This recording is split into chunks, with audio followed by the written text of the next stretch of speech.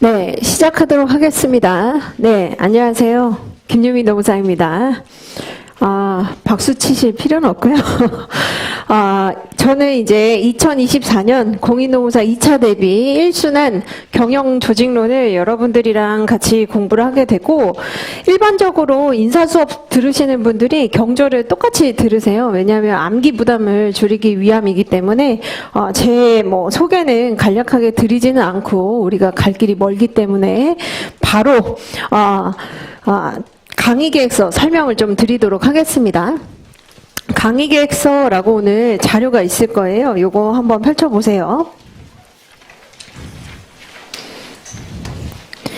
자, 강의 계획서 보시면은 대략적인 어떤 목표라든지 교재라든지 소개 이런 것들이 나와 있는데, 여기 이제 보시면 아시겠지만 여러분들 그 페이지는 맨 마지막 페이지 보시면은 요 표가 나와 있습니다. 우리가 지금 어디쯤 지나가고 있고 뭘 해야 되는지를 좀 알아야 되잖아요. 그렇죠? 그래서 설명을 드리면 1차 시험은 이제 5월 말에, 그리고 2차 시험은 8월 말에 있습니다. 8월 말, 9월 초 이렇게 있죠. 그래서 시험을 합격하려면 4번 정도는 반복을 해야 그래도 빈약하지 않은 답안을 작성할 수 있기 때문에 여러분들이 이런 순환 강의를 듣게 되시는 건데, 1순환은 심화 강의입니다. 심화 강의. 즉, 기본 강의에는 여러분들이 개념이나 체계 이런 것들을 이제 공부를 했었는데, 1순환에는 그건 기본이고, 이제 심화적으로 약간 이제 살굴리는 요런 이제 과정이다라고 보시면 되겠습니다. 자, 그리고 이제 그 경조는 제가 항상 말씀드리는 게 있어요. 뭐냐면, 튜닝의 끝은 순정이라는 거예요. 이제 자동차 좋아하시는 분들 같은 경우에는 이거 많이 들어보셨겠지만, 수험에서도 저는 적용이 된다고 봅니다. 인사는 이제 막 여러 가지 유연하게 우리가 쓰는 거지만, 경조는 책이랑 최대한 비슷하게 쓸수록 점수가 잘 나와요. 그래서 뭔가 내가 더 꾸며 쓴다? 내가 더 연구를 한다?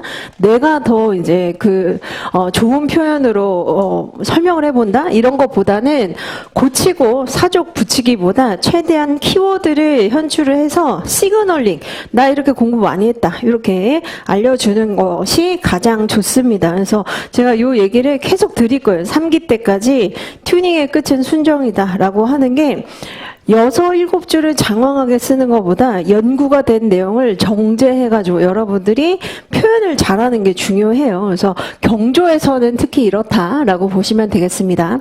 자, 그리고 인사랑 똑같이 제가 이제 옐로우 카드를 중간중간에 보여드릴 예정이긴 한데 많진 않아요. 왜냐면 인사는 이렇게도 적용했다, 저렇게도 적용했다가 이것도 되고 저것도 되고 이렇게 이제 설명을 드리지만, 경조는 이렇게 할 게 많진 않아요. 그래서 교수님이 결국은 나 이거 묻는데 당신 이거 아니? 이거잖아요. 그렇죠? 그래서 아주 많지는 않습니다. 그래서 요게 이제 뜨면은 잘 보시면 되는 것이고, 그리고 요것도 수험 생활을 은유할 때 제가 많이 말씀을 드립니다. 오늘 자료 중에 그 편지 형식으로 되어 있는 거 있어요.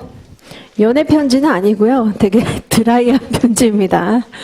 그래서 여기 이제 피카소의 연작 판화, 황소를 가지고 이제 설명을 드리는데, 처음에는 소가 어떻게 생겼는지 이제 면밀하게 좀 관찰을 하다가 핵심 특징을 여러분들이 뽑아내야 되거든요. 그냥 관찰해서 텍스처가 저렇게 생긴 것 같다 이렇게 하시면 안 되고, 이제 핵심 특징을 뽑아내야 됩니다. 그래서 요런 골격에, 요런 뿔에, 요런 이제 형태, 이렇게 이제 뽑아내는 작업이 1기여야 돼요. 그래서 요걸 해야 그 다음에 이제 2순환, 3순환 때 엄선해서 쓸 수가 있습니다.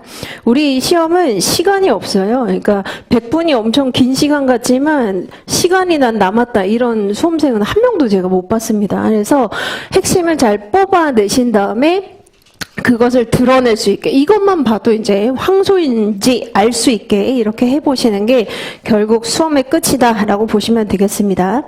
자, 그리고 인사노무관리랑 좀 차이점을 알려드리면, 인사노무관리는 구슬깨기예요, 구슬깨기. 그래서 원천 지식을 많이 알고 있는 것을 이렇게도 깼다가 저렇게도 깼다가 이게 이제 가능합니다. 그런데 경영조직은 그런 구슬깨기는 아니고 도장 파기, 한마디로 도장 깨기 하듯이 한 주제 한 주제 독파하는 것이 필요합니다. 그래서 예를 들면 성격이라고 했을 때 성격의 가장 대표적인 어떤 연구가 뭐가 있는지, 이렇게 여러분들이 누가 있고 어떤 연구를 했고 어떤 내용이 있으면 시사점은 뭐다, 이렇게 탁탁탁 정리를 할 수 있는 게 중요합니다. 그래서 성실하게 공부를 하시면 되고, 불안감이 가장 적은 선택 과목이라고 생각을 해요. 왜냐하면 여러분들이 이제 선택 과목 우선은 선택을 하실 때 되게 고민 많으셨겠지만 지금은 바꾸면 안 됩니다. 지금 이제 3월이잖아요. 그렇죠? 3월에 바꾸면은 굉장히 리스크가 크기 때문에 그냥 성실하게 공부하면은 점수 나오는 과목이다, 이렇게 보시면 되겠습니다. 자, 그다음에 이제 강의 계획서에 나와 있는 요 순서대로 저희가 이제 진행은 하긴 하는데, 5회차랑 11회차 보시면은 중간고사, 기말고사가 있어요. 그래서 5회차 때는 이번 주 금요일이죠. 이번 주 금요일에 25점 중간고사 한번 볼 거고, 그 다음에 맨 마지막 날 3월 25일 월요일에는 50점짜리 기말고사 한번 보도록 하겠습니다. 근데 지금 막 너무 스트레스 받지는 마시고, 우선 내가 형식에 맞춰서 알짜 그 키워드로 쓸 수 있는가, 여기에 이제 좀 초점 맞추셔가지고 연습을 한다라고 생각하시면 됩니다. 자, 그리고 인사랑 동일하게 14시에 시작을 해요. 그래서 2시부터 시작을 하는데, 오늘을 제외하고 직전 회차 쪽지 시험을 10분 정도 봅니다. 10분 정도 보고 그 다음에 해설체 한번 같이 리마인드 하고 그 다음에 바로 진도 나가는데, 사실 제가 뭐 그렇게 유머가 있다거나 아니면은 뭔가 이제 이슈가 있다거나 이런 얘기하지 않고 거의 풀로 진도 나가는 편이에요. 그래서 집중을 이제 잘 하시면 되고, 중간중간에 15분씩 제가 쉬는 시간은 충분히 드릴 예정입니다. 그리고 아마 아시겠지만 똑같아요. 지금 QR코드 엄청 많은데, 제가 작년 12월 말에 좀 쉬면서 합격하신 분들 이제 오셔가지고 인터뷰를 진행을 했거든요. 그래서 인사랑 겹치지 않는 합격자들 많습니다. 그래서 요 분들 어떻게 공부를 했는지 이런 것들 하나씩 찍어서 보시면은, 저렇게 하면 지금 도움이 된다는 거구나, 참고를 하실 수 있겠습니다. 자, 그리고 우리 이제 교재는 경영조직 전략 노트 8판 요거 있죠. 요것으로 이제 진행을 하고요. 요거 진행하고, 그리고 많이 작년에 칠판 가지고 계신 분은 제가 구글 드라이브에 추록 올려놨어요. 그래서 저는 항상 추록 올려드립니다. 그래서 어디냐 이렇게 묻지 마시고, 항상 추록은 여기 나와 있는 구글 드라이브 있잖아요. 구글 드라이브 들어가 보시면은 여기에 추록이라고 써놨습니다. 그래서 그거 이제 참고를 하시면 돼요. 자, 그 다음에 경영조직 필기노트라고 하는 책이 있는데, 요거는 설명 좀 드립니다. 이거는 필수는 아니고 어떤 분만 선택적으로 이제 활용을 하시면 되는데, 어떤 분이 이게 필요하냐면, 나는 막 필기하느라 수업을 제대로 못 듣는 타입이다. 그리고 전자칠판이 사실 여러분들이 이거 다르고 책 다르고 전자칠판 다르고 뭐 어떻게 해야 될지 모르겠다라고 생각하지만, 결국은 책을 구현한 게 전자칠판이에요. 근데 그래도 나는 어떻게 필기 정리를 해야 될지 모르겠다라고 하는 분들이 계셔가지고 이거를 내게 된 겁니다. 그래서 뭘 필기해야 될지 모르겠는 분, 그리고 이제 중간에 작년 필기 조교분이 좀 유머가 있는 분이었어요. 그래서 그분이 웹툰처럼 몇 개 이제 만화같이 좀 그려놨거든요. 그래서 수험 생활에 이제 약간 유머가 필요하다, 이런 분만 선택적으로 활용을 하시면 됩니다. 그리고 여기 이제 오늘도 자료를 제가 드렸는데, 자, 스토리가 있는 두 문자 자료가 있습니다. 이거는 무지성으로 암기하라는 의미가 아니에요.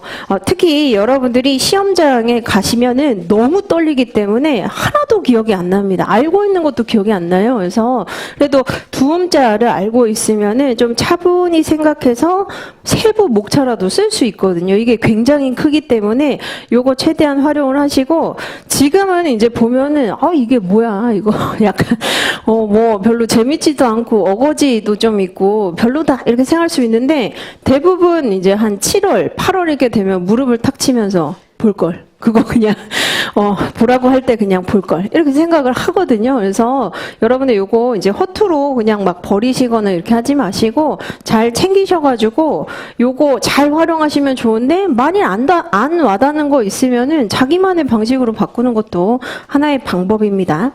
자, 그리고 이제 마지막 자료 중에 그 마인드맵이라고 하는 게 있습니다. 이 마인드맵은 인사 관리처럼 아주 중요하진 않아요. 아주 중요하진 않은데, 특히 여러분들이 전략 노트를 공부를 하게 되면 너무 미시적인 그 주제들을 너무 이제 파괴되기 때문에 어디를 공부하는지 이렇게 알 필요가 있거든요. 그래서 뭐 예를 들면 켈리의 귀인 이론이라고 하면 직상이 카테고리 뭐라고 하면 약간 생각해야 되거든요. 근데 그게 아니라 그 바로 이제 지각의 하나의 그 주제다. 이런 식으로 이제 파악하는 용도니까 전략 노트 공부를 하실 때 옆에 두시면서 어디 공부하고 있는지, 뭘 공부하고 있는지 파악을 하시면 되겠습니다. 자, 그 다음에 이제 오리엔테이션 자료 간단하게 제가 설명을 좀 드릴게요. 오늘 자료 중에 오리엔테이션이라고 되어 있는 가장 두꺼운 자료가 있을 겁니다. 가장 두꺼운 자료. 자, 요거 우선 보시면은 첫 번째로 우리 합격 기준이 전문가로서 항상 가능성을 제가 말씀드리잖아요. 가능성. 그래서 완벽하게 구현하지 못해도 어느 정도 임계치를 넘으시면 됩니다. 이거 되게 중요한 얘기예요. 임계치를 넘으시면 되는데 1문, 2문, 3문 다 임계치 넘으시면 좋지만 안 될 수도 있거든요. 하지만 전체적인 균형이 중요합니다. 1문 약간 부족해도 2, 3문이 임계치 넘었다고 교수님이 생각하면 분명히 좋은 점수 줘요. 그래서 끝까지 쓰셔야 되는 거고, 경영조직 같은 경우에는 뭐가 이제 복병이냐면 시험 맨 마지막 날 두 번째 이제 과목으로 보잖아요.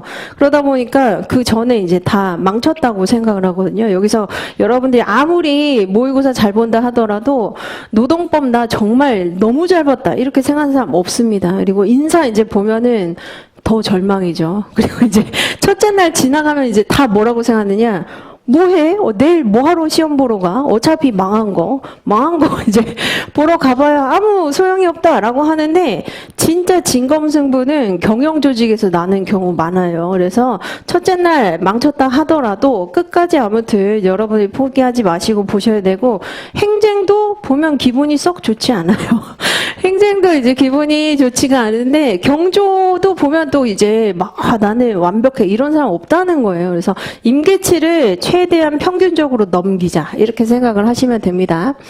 자, 그리고 그 형광펜은 제가 연기 때도 말씀드렸듯이 예쁘게 이게 아니라 하이라키 목차 간의 그 위계를 우리가 파악하기 위해서 제가 이렇게 말씀을 드리는 것이고, 여기에서 이제 좀 인사랑 다른 점은 우리가 학자가 좀 중요한 과목이긴 합니다. 경조는 어떤 학자가 뭐 4가지 주장했다 이렇게 이제 많이 물어보잖아요. 그렇죠? 어떤 학자가 4가지, 5가지, 3가지 요즘에 이제 이렇게 물어보기 때문에 학자는 내가 좀 특별하게 어떤 색깔로 좀 표현을 해 주시면 좋고, 제가 수업 시간에 그래도 이 학자는 꼭 알아야 된다라고 하는 학자는 특히 표현을 잘 표기를 해 두셨다가 학자만 보는 것도 괜찮아요. 그러니까 너무 이제 딥하게 모든 걸 정독하겠다 이게 아니라 학자 위주로 난 빠르게 회독해 보겠다. 이것도 굉장히 좋은 전략입니다. 그래서 요대로 이제 여러분들이 뭐 개념, 학자, 키워드, 뭐 연도는 이제 연도까지는 외워야 되느냐 많이 물어보시는데, 통상 회독을 많이 한 사람은 자연스럽게 습득이 되는 것이지 외우려고 외우는 건 아닙니다. 그래서 예를 들어서 나중에 제도와 이론이라고 하면 디마지오와 파웰이 얘기했었던 이론인데 1983년이다. 이게 83 이렇게 외우는 게 아니고요. 많이 보다 보면 그렇게 외워지는 거예요. 그래서 연도도 중요한 이제 주제는 그렇게 해두시면 여러 번 보면 자연스럽게 습득이 된다라고 보시면 됩니다. 자, 그 다음에 세 번째로 질문 방법에 대해서 알려드리면 긴 질문은 메일로 좀 해주시면 좋고 그 짧은 질문 한 3개 이하의 간략한 질문은 카톡으로 해주면 회신이 빠릅니다. 근데 지금 이제 막 다들 인사 끝나고 나서 질문을 10개 이상씩 막 카톡으로 지금 많이 보내고 계셔가지고 지금 카톡 회신이 좀 늦어지고 있는데 웬만하면 3개 이하가 카톡이 좋고 그 다음에 이제 많으면 메일로 해주시면 됩니다. 그리고 여기 이제 나와 있는 것처럼 밤 꼭 이제 막 11시, 나는 이제 올빼미 형이야. 그래서 이제 올빼미 형으로 이제 막 공부하다 보면 또 빠져들거든요. 경영조직 막 빠져들게 돼요. 그래서 그렇게 하시기보다는 정리를 딱 하신 다음에, 하나의 카톡으로 그렇게 이제 질문을 해 주셔야지 계속, 이거, 이렇게 하시기보다, 하나로, 네, 통일해가지고 이제 질문 양식 지켜서 해주시면 좋습니다. 그리고 어떤 부분이 이해가 안 되는 것인지 이 부분을 사진 찍어서 보내주시면 제가 더 자세하게 설명을 드릴게요. 자, 그리고 이제 이 오리엔테이션 자료에서 원래 더 중요한 것은 그 다음 페이지라고 할 수 있는데요. 선배가 들려주는 경영조직론 학습 노하우라고 되어 있죠. 이게 굉장히 많습니다. 그래서 최근 정말 한 5, 6년 정도의 그 합격 수기 중에 이거 도움되겠다, 좀 설명이 쉽다라고 하는 것만 추려가지고 제가 지금 이렇게 해 두었는데 마찬가지로 이거 이제 쭉 한번 쉬는 시간이나 집에 가시면서 또는 이제 식사하시면서 읽어보시되 법을 공부하지 마세요. 그냥 제가 항상 말씀드리는 거 중에 하나가 그냥 하면 되는데 불안함이 많으니까 이제 공부법을 또 공부하고 이러다 보면은 시간만 많이 가니까 좀 마음을 내려놓고 이거는 쉽게 소설책 읽듯이 쭉 한번 읽으신 다음에 이 사람 내 스타일이야 라고 하는 3명, 딱 3명 찾으세요. 그래서 그렇게 이제 비슷하게 벤치마킹 하시면은 좋습니다. 그래서 요거는 그렇게 활용을 하시되 제가 설명드리지는 않을게요.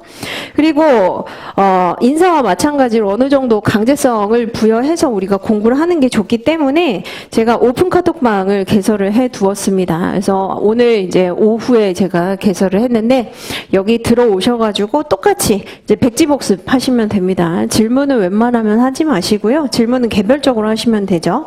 그래서 그렇게 하시고 백지복습을 하실 때는 모든 걸 다 풀 센턴스로 써가지고 이제 백지복습하는 게 아니라 목차 좀 쓰시고 키워드 쓰신 다음에 내가 말로 설명을 해보면 충분한 거예요. 그래서 그거를 이제 해주시면 됩니다. 그래서 남들 할 때 같이 해야지 나중에 내가 완벽하게 하겠다 이거 어려우니까 같이 이제 할 때 그 스피드 같이 맞춰가지고 해주시면 좋습니다.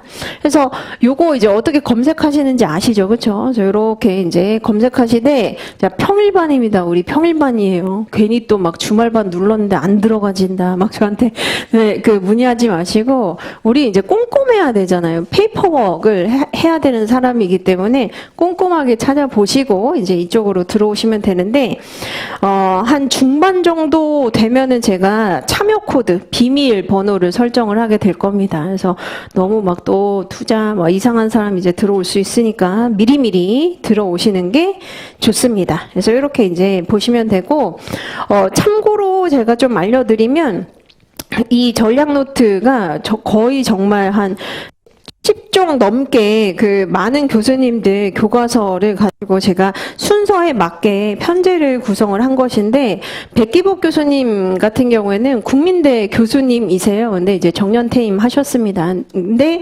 여러분들이 정년퇴임 하셨기 때문에 끝발이 이제 뭐 별로다 이렇게 생각하지 마시고 그래도 엄청 유명하신 분이에요. 그래서 특히 리더십 파트에 있어서는 우리나라에 거의 1인자 1 정도로 아주 유명하신 교수님이니까 백기복 교수님 교과서가 많이 또 들어있고 김인수 교수님 교과서도 제가 이제 특히 조직 파트에서 많이 넣습니다. 그래서 김인수 교수님은 고려대 경영학 교수님이신데 돌아가셨어요. 그래서 돌아가셨지만 이제 그 역작의 책을 남겨두고 돌아가셨고, 김식현 교수님도 이제 조직 그 이론 파트에서 제가 인용을 하고 있는데 서울대 교수님이십니다. 그리고 데프트 교수님 많이 들어보셨죠, 그렇죠? 그 데프트 교수님 같은 경우에는 네브라스카 대학교의 이제 교수님이신데 워낙 이제 이쪽으로 유명하세요. 그래서 조직 파트에서 유명하시니까 이 분들의 책은 사실 여러분들이 지금 제가 말씀드리는 것처럼 5권을 다 읽기에는 사실 힘들거든요. 그래서 논문을 찾는다거나 이렇게 하시기보다는 최대한 이 책 안에서 좀 빠삭하게 공부를 해서 들어간다, 이렇게 생각을 하시면 되겠습니다. 그리고 이 책 쉽지 않아요. 그래서 지금 이게 딱 그 무겁잖아요, 그렇죠? 무겁고 거의 800페이지 육박합니다. 그래서 요거 하나로 이제 여러분들이 이제 공부를 하신다라고 보시면 되겠습니다. 자, 그래서 우리 바로 진도 들어가도록 하죠.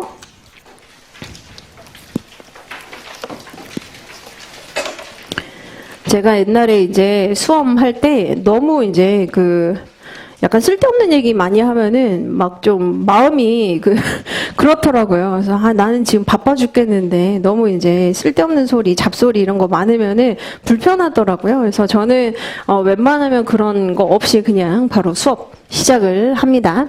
자, 그래서 한번 보시면은 경영조직론이란이라고 나와 있죠. 이거는 우리 책에 나와 있는 건 아닌데 우선 1편 조직행동개관이라고 하는 데에다가 제가 이제 그 마인드맵이라고 공란 써놨잖아요. 여기에 필기를 하시면서 좀 보시면 좋습니다.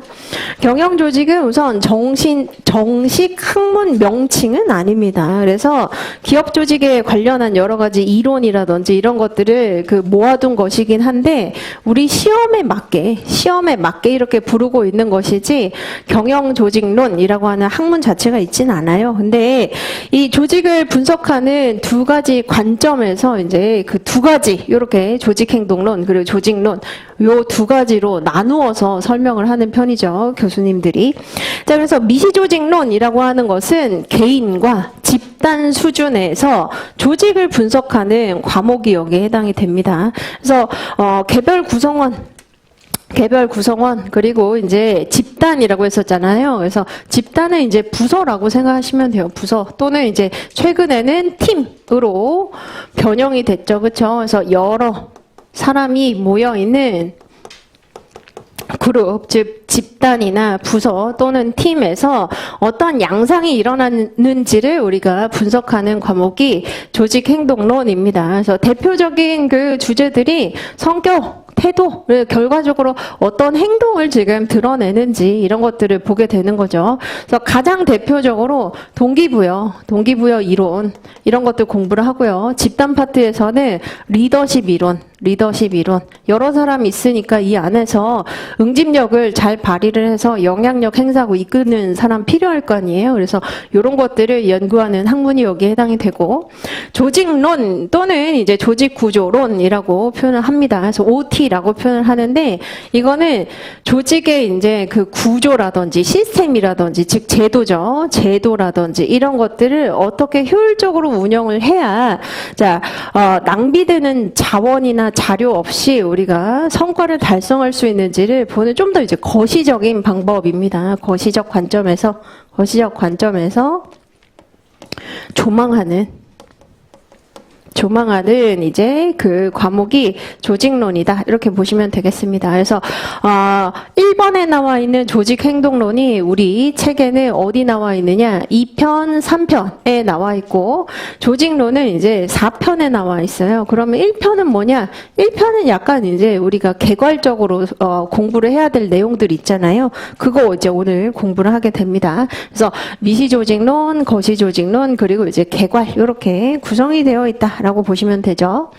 자, 그 다음에 이제 변수라고 하는 것을 여러분들이 알아두셔야 되는데 변수는 여러분들 책에 설명이 좀 되어 있어요. 그래서 21페이지 펼쳐보시면 변수라고 하는 게 무엇인지 설명이 되어 있습니다.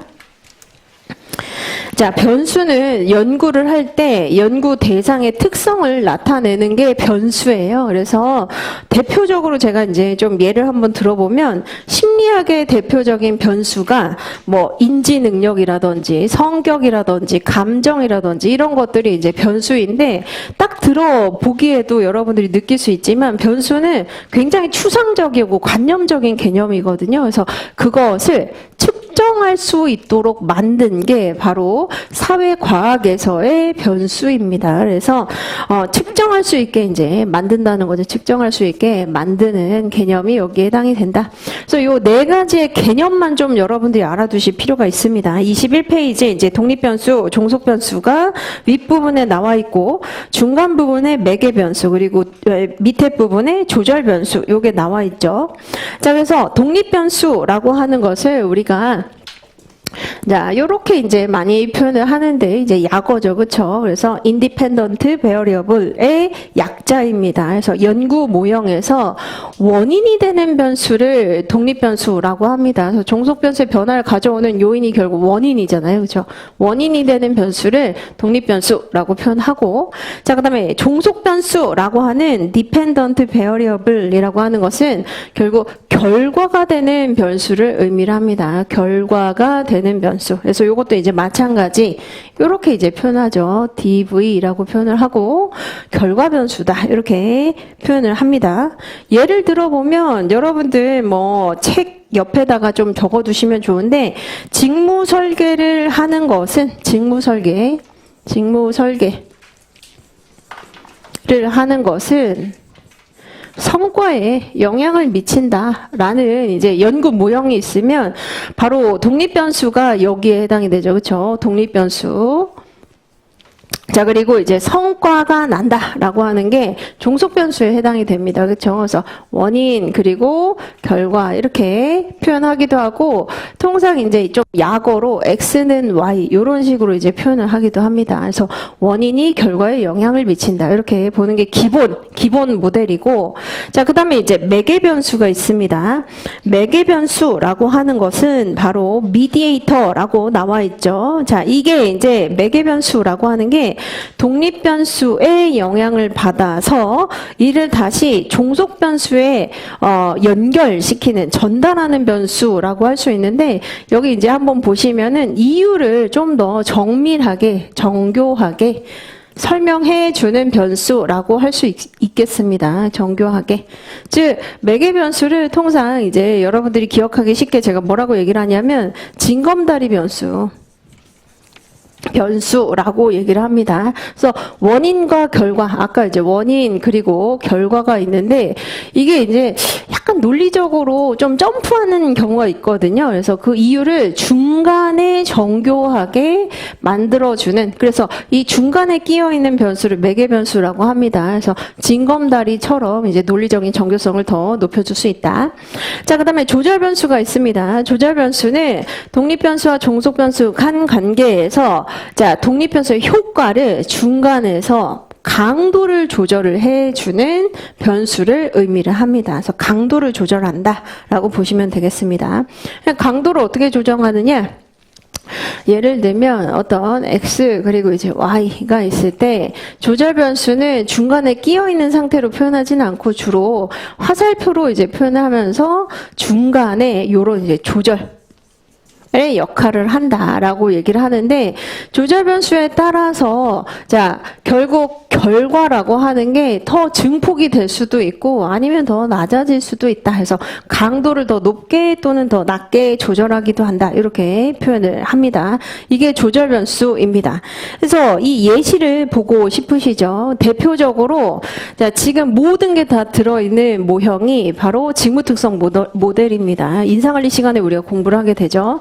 여기 이제 보시면은 자 핵심 직무 차원 이게 이제 원인이 되는 것이고 자 개인 및 작업 결과 이게 이제 결과가 되는 건데 자 논리적으로 핵심 직무 차원을 잘 형성을 해주면 자 좋은 결과가 난다. 맞긴 맞는데 약간 논리적으로 점프했잖아요. 그렇죠? 그래서 요거를 정교하게 설명을 해주는 바로 그 변수.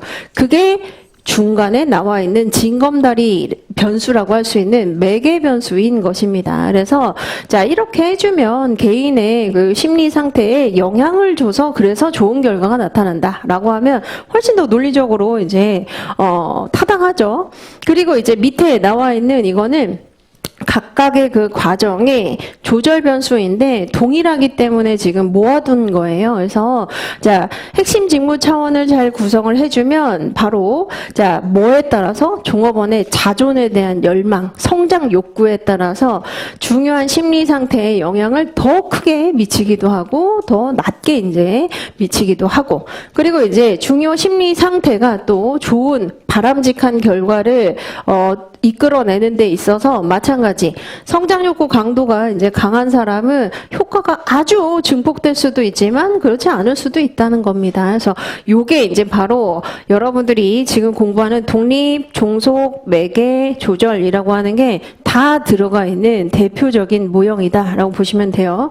그래서 지금까지 이렇게 물어보진 않았지만 요 문제가 인사 시간에는 한번 기출이 된 적 있어요. 19회 때 직무특성 모델에 대해서 이제 도식화를 한번 해보고 이 모형을 내용으로 한번 설명을 해봐라 이렇게 이제 물어본 적이 있는데 경영조직에서는 대신에 어떻게 물어볼 수 있느냐 그렇게도 물어볼 수 있지만 자 직무특성 모델의 독립변수와 종속변수와 매개변수와 조절변수를 설명하시오라고 물어볼 수 있습니다. 그래서 이게 이제 기본 개념을 알고 있느냐 에 대한 부분인 것이죠. 그래서 요거는 너무 딥하게 공부하실 필요는 없는데 이제 가장 대표적으로 우리가 알 수 있는 적용이 되는 모델이 직무특성 모델이다라고 보시면 되겠습니다.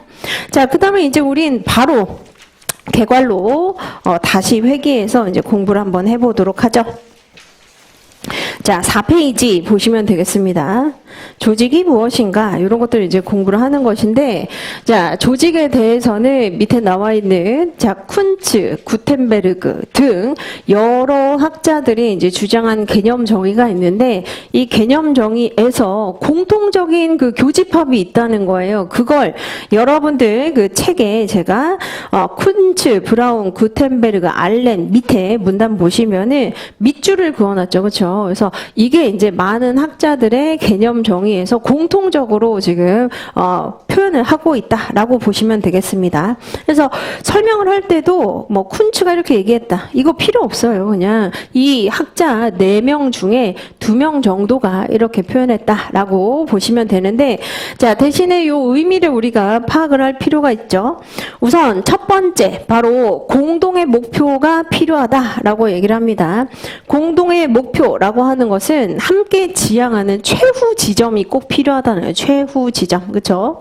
자, 그다음에 두 번째로 자, 체계화된 구조가 필요하다라고 하는 것은 짜임새 있게 형성이 돼야 된다는 것을 의미를 합니다. 자, 그다음에 이제 세 번째로 상호작용한다라고 되어 있는데 상호작용은 서로 영향을 주고받는 것이잖아요. 그렇죠? 그래서 주고받는다. 는 영향관계 안에서 협력, 한마디로 서로 도움을 주고받는 관계이긴 한데 자, 외부 환경에 적응을 한다라고 설명을 하고 있죠. 이게 일정한 조건에 맞춰서 조직을 변화시킨다는 겁니다. 그래서 지금 외부의 어떤 경제 상황이 바뀔 수도 있고 정치 상황이 바뀔 수도 있는데 그러한 조건에 맞춰서 알맞게 조직을 변화시킨다라고 보시면 되고 사회 집단이라고 하는 것은 특히 소속감을 느끼고 있는 공동체를 얘기를 하는 것이죠. 그렇죠? 그래서 조직은 이렇게 이제 많은 학자들이 얘기를 합니다. 그래서 여러분들이 야, 그러면 이거 다 외우라고 하는 거구나. 이렇게 생각할 수 있는데 그렇진 않아요. 그래서 제가 이제 말씀을 드리면 조직 이 무엇인지 써라 이렇게 묻지는 않는데 이제 조직 파트에서 이제 문제가 나오면 약간 우리가 개념 정의해 줄 필요는 있죠. 그래서 여기 이제 쿤츠와 구텐베르그 등이 정의한 바에 따르면 지금 우리가 살펴본 요 키워드 중에 여러분들이 좀 마음에 와닿는 키워드 한 2-3개 정도 있잖아요. 그렇게 현출을 해주시면 되겠습니다. 이거 다 외울 수는 없어요. 그래서 우선 공동의 목표는 딱 봐도 알죠, 그렇죠? 지향점이 있어야 된다는 거예요. 그리고 서로 상호작용하면서 2인 이상의 그 응집력을 가지고 있는 단체, 뭐 이런 식으로 이제 생각을 하시면 되겠습니다. 이게 이제 조직이다. 자, 그다음에 조직이 왜 등장하게 되었는가? 바로 우리 책에서 여러 가지를 설명하고 있는데 효율성을 이제 추구하기 위해서다라고 하는 것이 특히 자, 여러분들 여기에다 이제 써 두세요. 5페이지에 나와 있는 거래비용이 바로 효율성을 이제 대표하는 이론입니다. 자, 그다음에 280페이지도 이제 관련 있는 내용이 나와요. 그래서 280페이지도 한번 같이 써두시고 좀 찾아보시면은 280페이지 이게 이제 집단 파트에 해당이 되는 것인데 280페이지에 이제 공식 집단, 비공식 집단이라고 되어 있죠. 그렇죠? 그래서 결국 목표를 수행하는 데 있어서 필요한 집단이 있다는 겁니다. 그래서 목표를 수행하는 데 있어서 필요한 집단이 존재한다라고 보시면 되고 자, 그다음에 552페이지가 한번 여러분들이 보시면 552페이지 거래비용 이론, 즉 시장과 위계 이론이 나와 있습니다. 그래서 시장과 위계 이론이 어떻게 보면 5페이지에 나와 있는 이 내용을 가장 자세하게 설명을 하고 있는 거예요. 자세하게. 조직 이론으로 설명을 하고 있는 게 552페이지입니다. 그래서 좀 딥한 내용은 우리가 조직 파트에서 이제 공부를 하게 되고 자, 여기서 이제 한번 정리를 해봅시다. 조직은 왜 등장하게 되었는가? 비용을 줄이려고 등장하게 됐다는 거예요. 한마디로 얘기를 하면 비용을 줄이려고, 비용을 절감시키기 위해서 등장하게 되었다. 그걸 이제 효율성을 추구한다 이렇게 표현하기도 하죠. 왜냐하면 인사관리 시간에 우리가 공부를 했었듯이 직무전문 한번 생각을 해보세요. 직무를 쪼개고 세분화해서 딱 그 일만 계속 담당하게 하면 학습 효과가 생기잖아요. 그러다 보니까 훨씬 더 빠른 시간 내에 많은 일들을 할 수가 있고 그리고 권한이나 책임도 더 세분화하게 되면 효율성을 추구할 수 있죠. 그렇게 되면 결국 이제 비용 절감이 된다는 겁니다. 그래서 5페이지에서 얘기를 하는 것이 바로 거래 비용의 최소화, 즉 비용 최소화를 통한 효율성 극대화를 얘기를 하고 있는 것입니다. 그래서 이 내용은 어차피 552페이지에 자세하게 공부를 하게 됩니다. 자, 그리고 이제 뭘 우리가 좀 볼 거냐면 사회적 욕구 때문에 조직이 등장하기도 합니다. 그래서 사회적 욕구는 여러분들 책에는 나와 있지는 않고 이거는 이제 집단 파트에서 우리가 공부를 해요. 집단 파트에서 공부를 하게 되는 내용입니다. 자, 그래서 뭘 얘기를 하는 것이냐면 사회적 욕구, 사람은 혼자 살아갈 수 없고 어디 소속을 하고 싶다는 거예요. 소속 욕구가 있다. 그래서 자, 이것을 설명해주는 대표적인 그 이론이 두 가지가 있습니다. 사회적 교환 이론과 사회적 비교 이론이에요. 자, 이거 우리 어디에서 공부한 적 있죠? 비정규직에서 한번 공부한 적 있죠. 그렇죠? 그래서 그 이론이 원래는 이제 집단 파트에서 나오게 되는 내용입니다. 사회적 교환 이론이라고 하는 것은 호만스가 이제 주장을 한 이론 중에 하나죠. 호만스가 1950년대에 주장을 한 이론 중에 하나입니다. 이 이론의 그 내용은 뭐냐면 자기 자신이 행동을 할 때 뭐를 염두를 해두고 이제 행동을 하게 된다? 어떤 혜택을 다른 사람에게 받을 것을 생각을 해서 예상을 해서 행동을 하게 된다는 겁니다.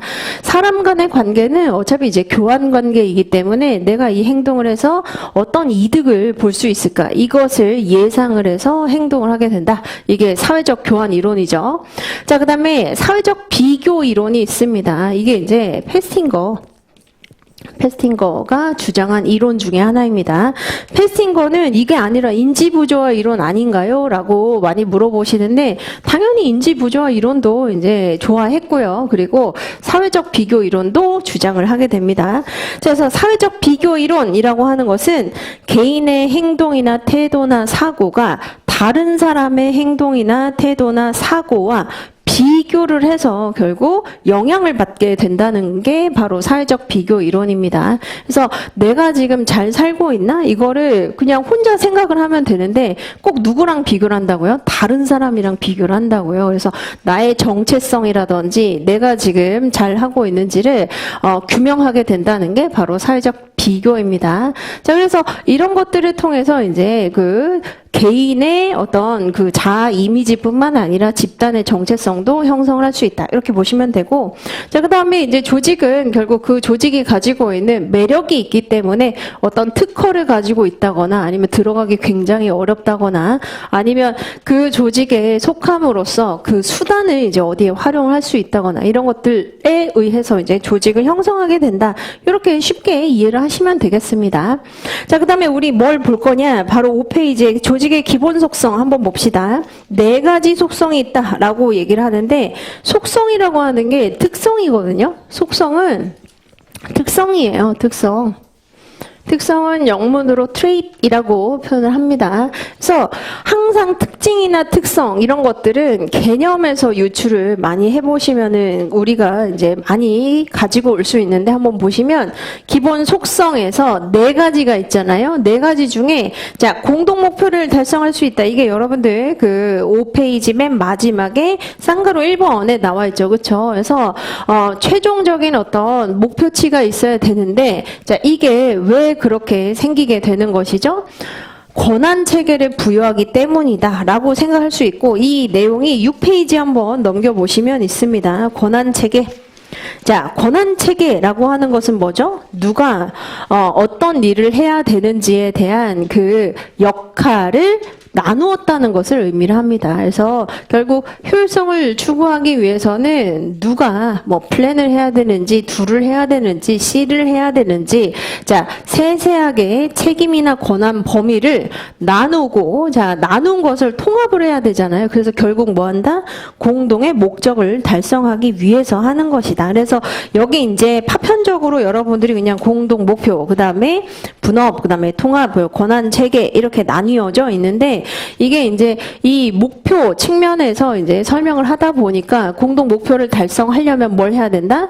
자, 디비전 한마디로 나누어야 된다. 그게 이제 분업이죠. 그리고 자, 나눈 걸 이제 통합 연결해야 된다. 이게 이제 3번이죠. 그리고 4번째 각자 해야 될 일들을 우리가 따로 규명을 해야 된다. 세분화해야 된다. 이렇게 보시면 되겠습니다. 이게 조직의 특성이다라고 보시면 되겠죠. 그래서 여기까지는 이제 그 약간 너무 여러분들이 심각하게 보지 마시고 아 그렇구나라고 보시면 되고 이제 심각하게 보셔야 되는 게 6페이지에 나와 있는 로마자 2번입니다. 요거는 우리 시험 문제에 이제 나오기도 했고 당연히 이제 나올 수 있는 부분이 많아요. 그래서 한번 같이 보도록 하죠. 자, 우선 조직의 목표는 조직 효과성이라고 표현을 할 수 있겠습니다. 그래서 효과성을 영문을 보시면 effectiveness라고 되어 있는데 때로는 어떤 교수님이 효과성이라고 표현하지 않고 유효성이라고 번역을 하기도 합니다. 그래서 여러분들이 문제를 볼 때 조직 유효성 이라고 해가지고 이거는 새로 보는 아주 신박한 개념이다 이렇게 생각하시면 안 되고 효과성이 곧 유효성이에요. 번역을 하다 보니까 효과성, 유효성 다 이렇게 이제 표현을 한다는 겁니다. 자, 그래서 효과성의 개념 한번 보시면 조직이 궁극적으로 그렇죠? 궁극적으로 목표를 달성한 정도를 우리가 조직 효과성이라고 표현을 합니다. 자, 그런데 이제 효과성은 효율성이랑 다르다는 거예요. 효율성이라고 하는 것과는 완전히 다른 개념입니다. 그래서 효율성은 efficiency라고 표현하고 효과성 또는 아까 유효성은 effectiveness라고 표현을 하는데 자, 중요한 게 이 밑에 나와 있는 영문을 잘 보세요. 영문에 do things right 이라고 되어 있고 do the right things라고 되어 있는데 이거 누가 얘기를 한 거냐? 피터 드러커가 얘기를 했어요. 효율성이랑 효과성은 이렇게 좀 다른 의미를 가지고 있다라고 피터 드러커가 얘기를 한 내용입니다. 피터 드러커. 한 내용입니다. 그래서 이거를 왜 그렇게 이제 표현을 했느냐? 자, 여기 한번 보시면은 do the right things. 여러분들 책은 어디 보시면 되냐면 7페이지 보시면 나와 있어요. 7페이지 보시면 똑같이 나와 있습니다.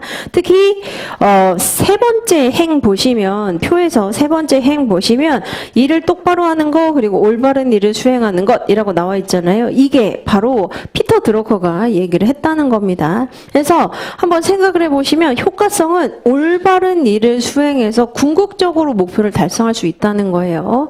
근데 효율성은 뭐냐면 일을 올바로 해서 최대한 경제적으로 수행할 수 있다는 것을 의미를 합니다. 그래서 바로 이렇게 이제 표현을 하면서 이 두 가지를 모두 추구할 수 있는 게 MBO다 이렇게 얘기한 적은 있죠. 근데 여기 굳이 MBO를 막 너무 많이 쓸 필요는 없습니다. 다만 피터 드러커가 어떻게 표현했는지는 알아두셔야 돼요. 왜냐하면 행시에서 이걸 이렇게 물어본 적 있거든요. 조직 효과성이 무엇인지 쓰고 효율성과 뭐가 다른지를 피터 드러커가 얘기한 것을 인용을 해서 비교를 한번 설명을 해보시고 이렇게 이제 얘기를 하기도 합니다. 그래서 요거는 꼭 알아두셔야 돼요. 그래서 올바른 일을 수행하는 것이라고 하는 것 자체가 목표를 달성한다는 것이고 그다음에 일을 올바로 한다면 가장 경제적이고 효율적인 방법을 찾아낸다는 거죠. 그렇죠? 그래서 이걸 바로 효율성이라고 표현할 수 있겠습니다.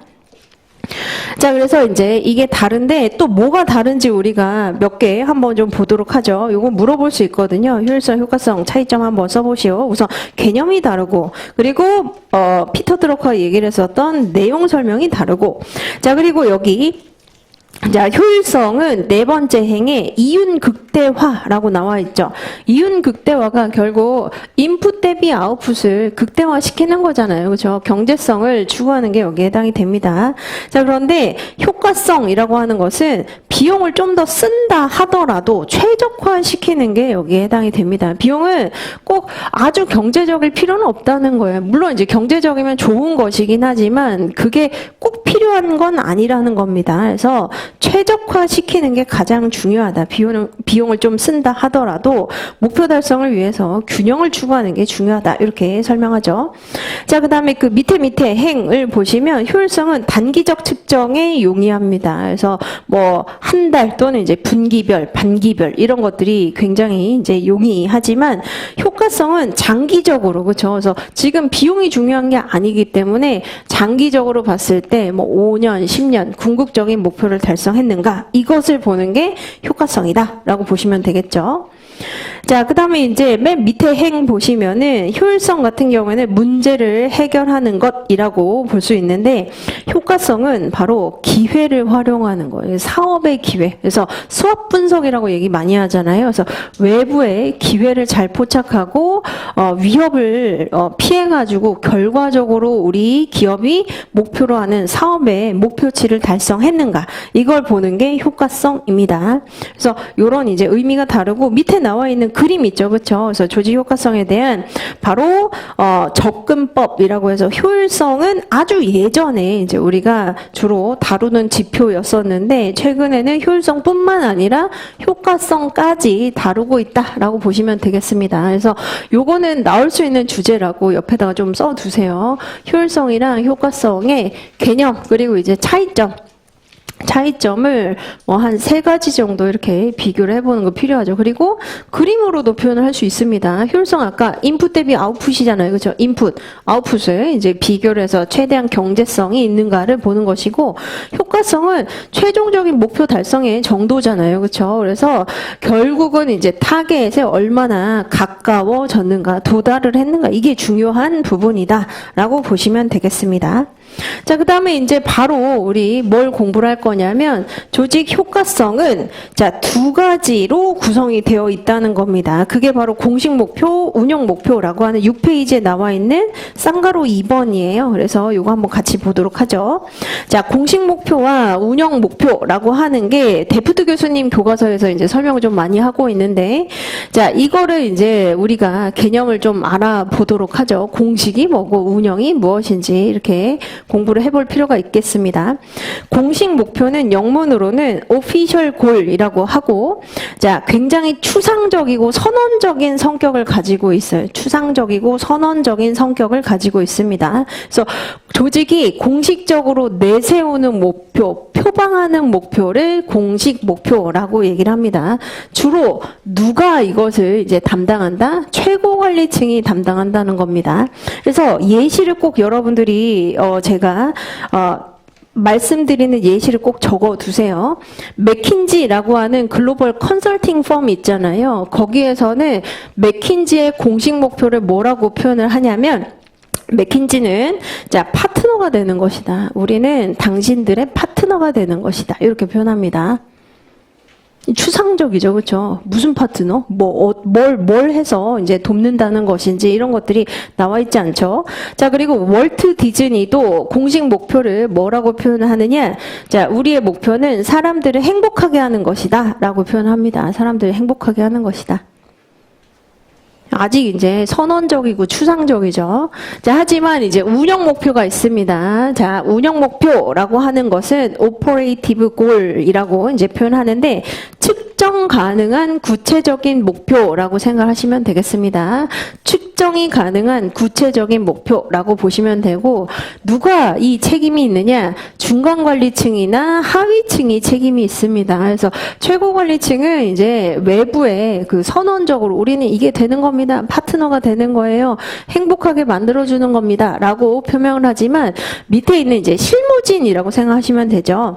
실무진들은 이것을 더 구체적으로 측정 가능한 목표로 표현하는 책임이 있다는 겁니다. 그래서 예를 들면 수익률이라든지 수익률 같은 것들 있죠. 그렇죠? 그래서 수익률, 계량화된 지표로 표현을 할 수 있죠. 그리고 생산성 수준이라든지 뭐 신제품 개발 정도라든지 아니면 인재 확보의 수준이라든지 이런 것들이 대표적인 운영 목표의 예시가 됩니다. 그래서 공식 목표, 운영 목표 이 두 가지를 모두 포함해서 조직 효과성이라고 표현을 할 수 있겠습니다. 그래서 약간 인사관리 시간에 여러분들이 공부를 했었던 CSF랑 KPI랑 맥락이 약간 비슷해요. 그래서 그런 느낌이라고 좀 생각을 하시면 되겠죠. 자, 그 다음에 이제 어디를 보시느냐? 8페이지 조직 효과성에 대한 전통적 측정 방법이라고 하는 거 요거부터 이제 우리가 공부를 할 건데 참고로 말씀드리면 항상 우리가 공부를 할 때 기출문제를 그 분석을 좀 해볼 필요가 있습니다. 그래서 여러분들이 기출문제 어디 보시면 되냐면 매 편마다 기출문제를 맨 앞에 제가 이렇게 해놨어요. 그래서 한번 보시면 조직 효과성의 개념을 설명을 하고 이를 측정하는 다양한 지표를 기술하시오. 근데 25점 약술이죠. 그렇죠? 그래서 이때는 사실 전통적 측정 방법까지만 대부분의 교수님 교과서 그리고 논문에 나와 있었기 때문에 요 세 가지를 쓰는 것으로 충분했어요. 그리고 25점짜리였었잖아요. 그렇죠? 그래서 꼭 전통적이라고 묻지 않는다 하더라도 15회 때 이제 나온 그 문제에서는 조직 효과성에 대한 측정 방법 써보시오라고 하면 적정하게 이제 이 개념 서술을 해주고 효율성이랑 다르다는 점 그리고 요 세 가지 이제 우리가 공부하게 된 세 가지 쓰면 충분했는데 지금은 그렇지 않습니다. 이거 15회 때 문제고 우리는 지금 거의 한 8, 9년 지나서 다시 시험을 보는 거잖아요. 그래서 만약 조직 효과성에 대한 측정 방법에 대해서 논술하시오라고 하면 당연히 이제 기본 개념을 써 주셔야죠. 그렇죠? 기본 개념 우리가 지금까지 두 번째로 봤었던 내용입니다.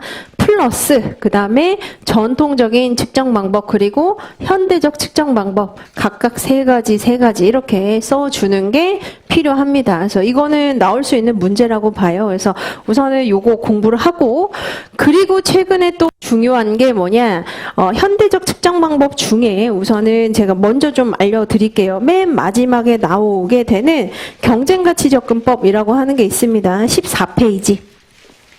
경쟁가치 접근법은 요 자체만으로도 행시에서도 문제 나오고 중요한 내용이기 때문에 요거 이제 25점짜리로 낼 수 있습니다. 맨 마지막에 경쟁가치 접근법만 25점짜리로도 낼 수 있으니 요 부분을 우리가 15분 쉬고 이제 공부를 또 본격적으로 해 보도록 하겠습니다.